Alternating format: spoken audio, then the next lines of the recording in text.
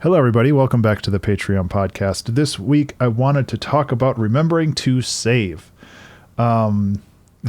Something that's kind of a joke on the Twitch channel, but it's every 15 minutes, a little Ben head pops up and says, remember to save. And I feel that it's so important and valuable to have some kind of a save reminder in place. I know most modern software has either good crash recovery or it automatically saves every, X number of minutes. But I still wanted to put it out there that it's important to have some kind of data retention in place when you are working on stuff.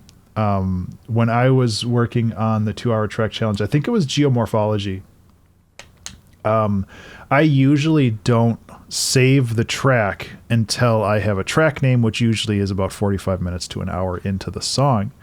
But when I started geomorphology, I knew the name of the track, so I saved it right away. Halfway through the production, Ableton crashed.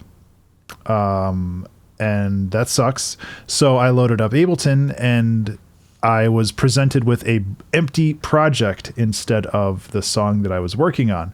And I was heartbroken until I remembered that I had saved it already. Now, Ableton has a pretty good crash recovery process, unless you've saved it already, in which case it's already, tucked away and accessible after the crash. But usually if Ableton crashes and you haven't saved, it kind of reverse engineers your undo history and a couple other things. And it's like, hey, you notice you have crashed on an unsaved project. You want to recover it. And so I was like confident, like, oh no, Ableton crashed and that sucks, but we'll get it back because Ableton has a good retention policy for that. And then loaded up to an empty project. And I was like, oh no, because I really, really liked that song. And, after a couple minutes of a little bit of heartbreak, somebody in chat reminded me that I had already saved it and that I was able to recover it from there. And thankfully I didn't lose much because Geomorphology turned out to be a super cool song. And I'm really glad that I was able to preserve that. Anyway, that's really what I wanted to talk about in this episode, where it's just like, if you're working on something, just get into the habit of doing a Control S, every time that you stop writing code or that you put your pen down for a minute or something like that. You always have the ability to save, but you don't always have the ability to recover as easily. So it's good on that front. And also on a more macro perspective for this stuff, it's good to remember to save like your projects, like have a good retention system in place for albums you've released or like art that you've finished that you're not actively working on anymore. Like, how do you manage those files? How do you save them? How do you make sure that they're in a place that is not active? Like I have a drive that's connected to a Raspberry Pi that's connected to my network, and like I'm able to just drop, finished albums on there or finished like design projects. And I don't really access those unless I need them for something, but it's so very nice to have the ability to essentially just go into a folder and grab something and then, forget about it again. And I do the same thing with my Ableton projects. I do the same thing with a lot of the music and game development stuff that I do. A lot of people save their YouTube videos, which, if I did more YouTube, I might, but honestly, I don't. When I release something, that's pretty much, I just clear it out and get ready for the next one, because with video files, those are generally very large. And up until recently, I did not have a very large hard drive to store that stuff. Having said that, there have been several times where not saving the video files has really bit me in the ass, because all of a sudden, like, I wanted to reference something that I talked about, 2 years ago, and I don't have those files anymore. I don't have that project anymore. I can't pull from any of the templates that I created for it. So I either remake it, which takes time, or I go onto YouTube and download the version that I uploaded, which is compressed and much smaller. So it kind of sucks that way too. So like that kind of retention is important. Even if you don't really use it that much. But again, this comes down to like size, like file size, and how much you are comfortable with, letting things kind of disappear once they're pushed out into the world. Very, very much with my music, I want to keep that, both like an MP3 version and a WAV version.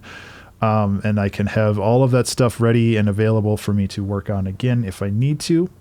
Because there are some things like the auto plagiarism albums and the Patreon specific albums. Those are all things that I'm going back and remixing now and cleaning up and getting ready for a larger release. And if I didn't save that stuff, I would have a very big problem with this. And even with putting out Journey Without, Journey Within, an album that I started in 2013 and finished in 2018, it has been sitting and collecting dust for 6 years, and, you know, going in and trying to clean up those files and getting them ready for a greater distribution, that it actually took a lot of effort just from an administrative standpoint, just to get everything in place again, where I could go back and actually edit these files. But at least I had the project files. And because I had those project files, I was able to go in and make edits and clean things up to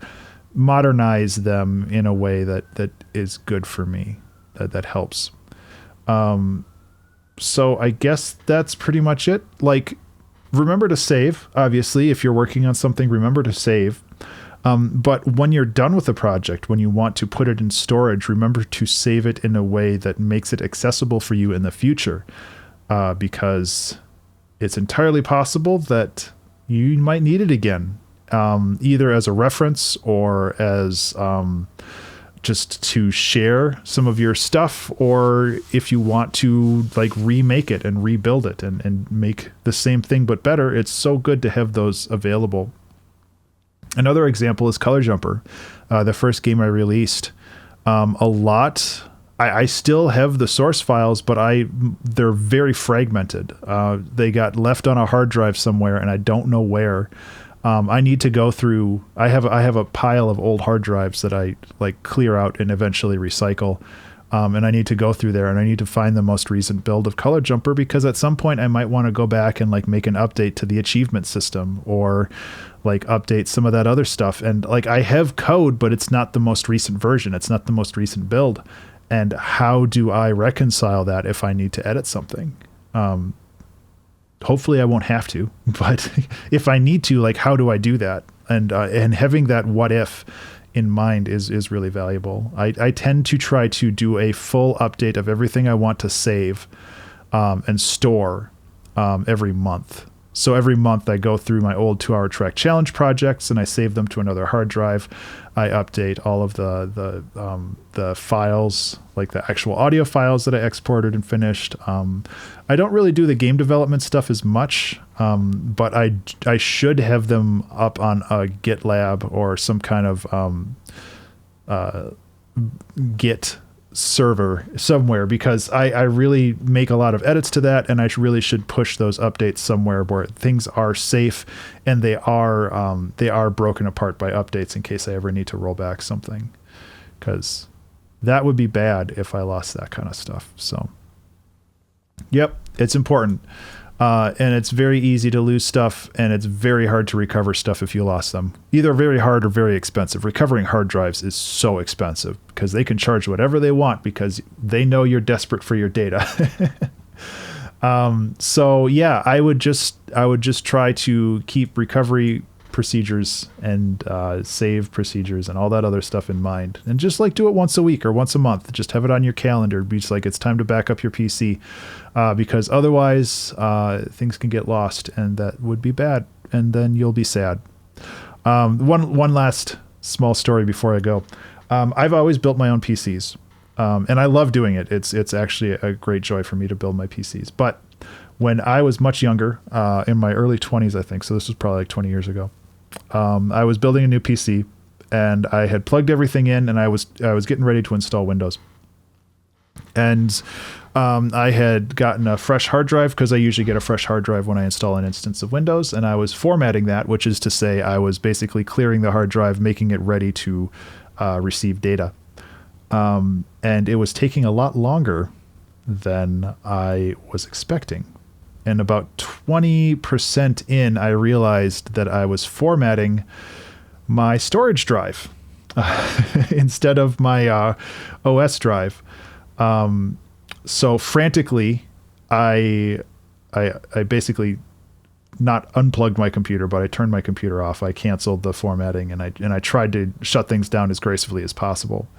And I was able to basically unplug the hard drive and install Windows, and then I was able to look at the damage that was done, and I lost, I think this was when I was still in college. I think I lost a couple projects that I had been working on in college, and I had lost, thankfully, not a lot of music, but I know I lost a lot of music projects, like MIDI files, because this was back when I was still making music in MIDI. And a lot of that stuff is just gone permanently now. Like, it was gone forever because that was the only copy that I had. And the lessons I learned from that is, one, when you're formatting a hard drive, disconnect all hard drives that you don't want formatted, because it's easy to make that mistake. Like, it's a simple button click or a key press, and I hit the wrong button and I wasn't paying attention until far too late. And like, the second lesson is to have backups. I think common practice is to have 3 backups, like three copies of any file that you find important. 1 on the computer that you care about, 2 on a hard drive somewhere, either in your house or somewhere else, and 3 somewhere on the cloud. And like that feels excessive. And it really is kind of excessive. But having something on the cloud is valuable, because like if your home gets like water damage or burns down, heaven forbid, like, or there's like a power surge, and that fries your hard drives, you have an external backup somewhere, something that is completely separated from your from the place that you live.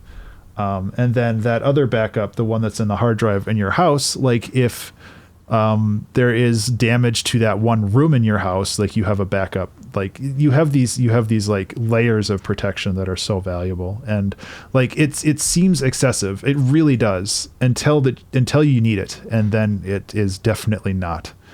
And I really, really implore you to, if you don't have a system in place, to look into getting a system. Hard drives aren't cheap, but they aren't expensive. Like you can get a solid external hard drive for, maybe $100. And you could probably save the majority of what you want on there, if not all of it. And I think that is just, it's something that you need to do as an artist, as a business. If you're running your stuff as a business or as an artist, you just got to do it. And now I'm just talking myself in a circle, so I'm going to end it. But thank you guys so much for listening. I really genuinely do appreciate it. I hope that you have a fantastic Friday and a wonderful weekend. And I will talk to you in the next one. Be remarkable, and remember to save.